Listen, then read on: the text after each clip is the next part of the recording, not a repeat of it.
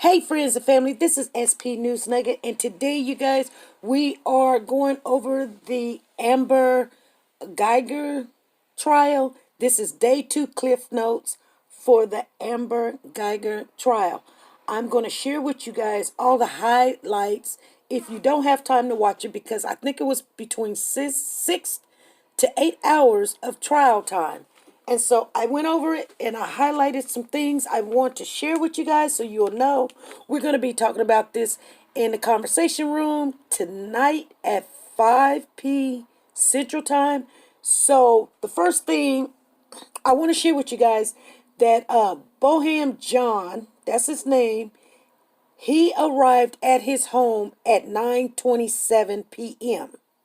before he was shot at 30 minutes, 33 minutes before he was shot, he arrived to the home. The reason why we know he arrived to the home, because they checked the gate that your car has to come into, and he checked in. Now, shortly after that, Amber checked. She didn't check in. You know how sometimes you can drive in when another car drives in? That's what she did. That's how she got in there. She didn't use a gate key to get in, and they can calculate exactly what time she came in because she followed another car in. That's another thing she did. I mean, normally there's a reason why you use your gate key and allow that person go in, but I understand people do that. I do that too sometimes. The gate's not going to close, so I'm going in, you're going in, we just all go on in. Okay, another thing was Amber went into the gate shortly after without using the gate key that she has to use in the parking area. Okay, so they put on the stand a young lady, her name was Denise Rivera. Now, she has the same last name as Martin Rivera. That's not his wife, that's not his girlfriend, that's not his sister.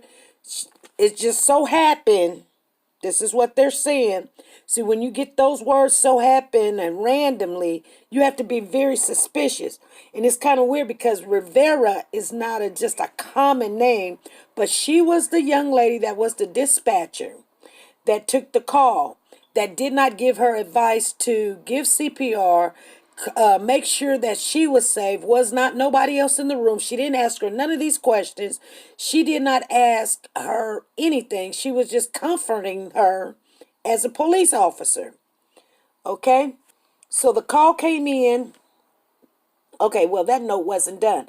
So then they put on the stand a young gentleman. His name was Michael Lee.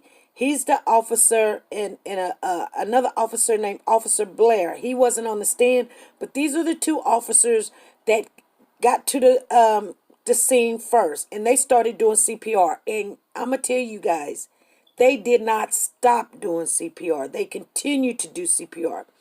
And I know there was a report saying that he got shot in the torso.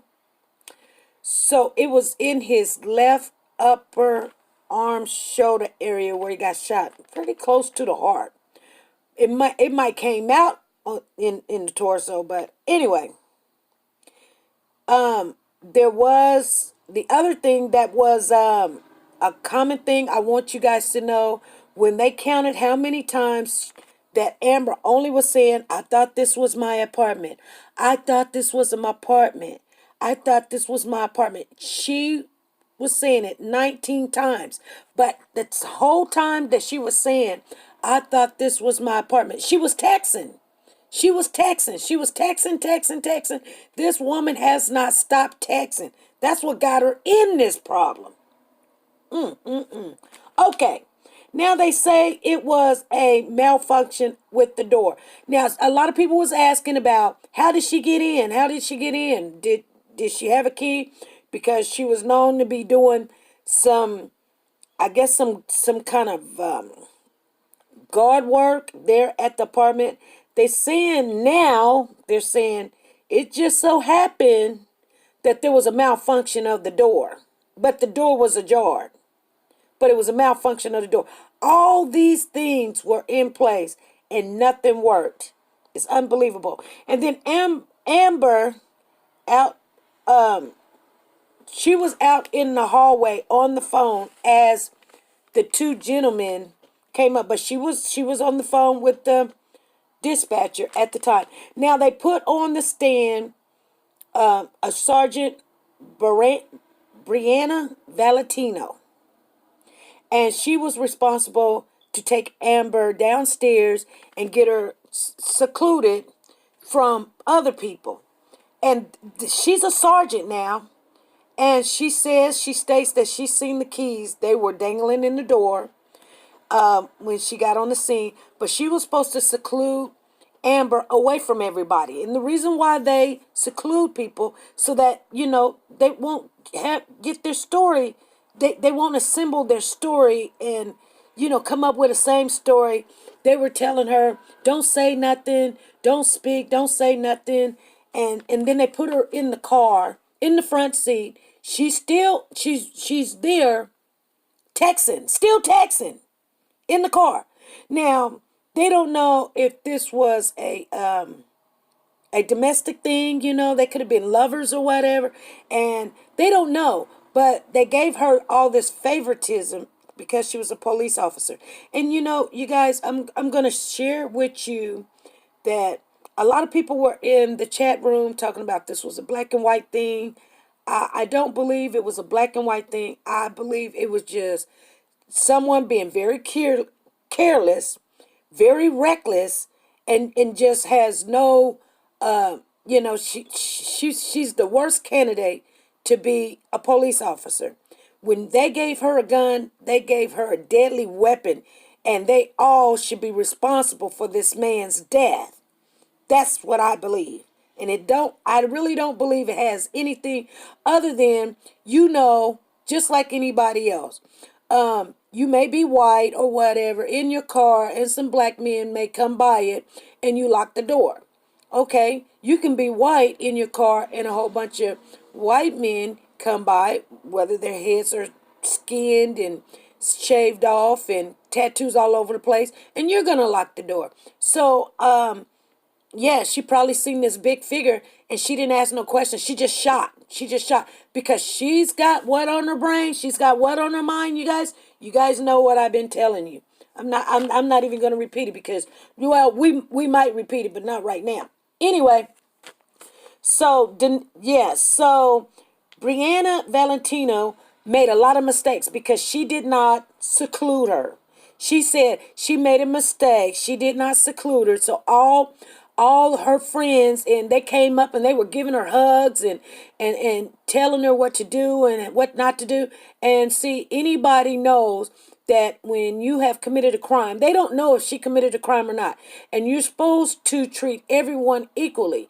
So if you don't know this person committed a crime, like say for instance, if that police came to my house there and somebody was shot, they're not going to be giving me hugs. They're not going to be telling me don't talk, because that's what they want you to do. That's their job, to get you to talk.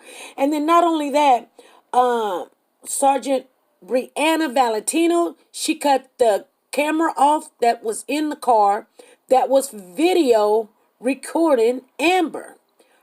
Another sergeant told her to cut the cam off. See, because in every squad car, there's a camera in there that's recording. And a lot of people don't know that. So when they put you in a car together, you don't talk. Don't do that. But she wasn't talking. She was texting. She was still texting, you guys. She was still calling out for help and telling, trying to get a story right, hearing up and all this other stuff. They gave her more time than a normal person. Now, let me see here. So the defense says she's not qualified to answer. Okay, so they was asking Brianna Valentino some questions about if a person got shot, what is the penalties, and how do you supposed to seclude a person. So when Brianna Valentino, I told you the sergeant that cut off the cam that was in the car, was asked this question, the defense, which is on Amber's side, you guys, said that she's not qualified to answer the question. I mean, how are you not, how are you not qualified to answer the question when that is your job? You need to know these things. I don't get it, but that's what happened. And then there was an officer outside giving Amber hugs, and she was done. She had even, I guess she changed her clothes somewhere in between there. She had got some clothes changed or something. And so here's a big point right here. I hear Amber will be taking the stand at some point in time, you guys. So we're going to be staying very close to this case. She's going to take the stand. Now, you guys know you don't have to take the stand. You don't have to. But for some reason, she's going to take the stand. And I'm going to tell you guys the reason why she's going to take the stand. She's going to take the stand because she's 5'3". She's 120 pounds. They done highlighted her hair. And she's going to pour out the tears. The tears are going to be coming down. They're going to be giving her, little, give her a napkin, and she's going to say, I didn't mean to do it, yeah, that's what's going to happen. And they want the jurors to feel sorry for her and see that she's a human being. And then the third thing is the judge started asking the questions, you guys. You should have been in there. The defense wasn't asking the questions. The prosecution wasn't asking the questions. The judge asked the questions because she wanted to know the truth. Now, the last thing I'm going to leave with you guys, they said that they did a toxicology test on Amber. They didn't find nothing. They didn't find nothing. They didn't find no blood on her clothing. They didn't find no drugs in her system, no alcohol in her system. So, but you got to remember, this is her place of her work. So I'm not surprised them to say we didn't find anything. Because I'm going to tell you something. You can look at a particular person, and I'm not saying, trying to be judgmental, that they have a problem with some kind of drug. And this is one lady that do. And I'm just saying, I can just look at her and know she was on some. I'm not saying at that particular time, but she does. I mean, because when you're in that element of distress, you're gonna look weird. You're gonna look drained. You're gonna look tired. You're gonna look like you could be a crackhead and all that other stuff. I'm just saying, in her everyday picture, I seen her before they'd undressed her all up. She still looks like a drug addict. Okay, now, I'm going to share with you guys, they're saying they went over her work time from August the 24th, the 25th, 26th, Amber was off work. On the 27th, Amber worked a regular shift, 8-hour shift. On the 28th of August, she worked a regular shift, 8 hours. On the 29th of August, she worked a regular shift plus 1 hour. On the 30th of August, she worked an 8-hour shift regular. On the 31st, she worked an 8-hour shift, 8 to 4, regular. On September the 1st, Amber was off. September the 2nd, Amber was off. September the 3rd, Amber worked the regular shift plus 4 hours overtime. On the 4th, Amber worked just a regular 8-hour shift. On the 5th, Amber worked an 8-hour shift plus 2 hours and 15 minutes overtime. And on September the 6th, Amber worked an 8-hour shift plus 4 hours overtime, 4 hours and 45 minutes overtime. So in all regards, and I am going to put this on the thing so you guys can just look at it. I know that was a lot, so you can really see it, and not only that, take it with you and look at it. But I'm going to share with you this last thing because I seen this and I thought it was just so weird. So they put this police officer on, and I can't really remember his name now for the life of me. Oh, the one that was given, that I've just told you guys the dates of her overtime and her work hours. They were talking to him. And the prosecutor, the ones that's trying this case, the state against Amber, they were asking him questions, and I think they got a little bit heated under the collar. I think the police officer got a little heated under the collar because there was being a little rude there. They asked him some questions, then they just snatched up the paperwork and walked away. And he looked at him like, how dare you? So anyway, you guys, I'm going to share this clip, and then I will see you guys in the conversation room live at 5 tonight p.m. Central Time. Here you go. Okay. Now, I've asked you this before. Have you heard, if we know that the defendant left at 9:30, but the card would indicate that she left at 9:45, is there a practice, not suggesting anybody did anything wrong, but is there a practice among some officers to include an extra 15 minutes either because they got there early and they did some paperwork, or they have to switch out gear afterwards? There are some officers that practice that, yes.